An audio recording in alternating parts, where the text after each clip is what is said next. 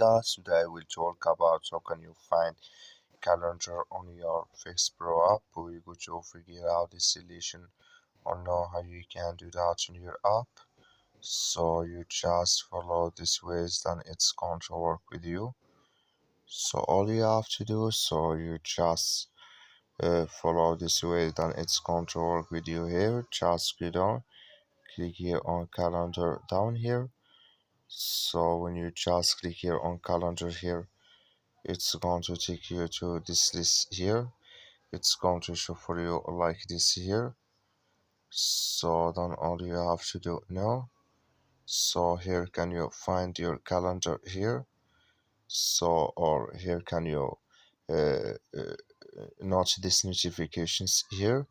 So that's all you have to do. I wish you know you accurate. That's all.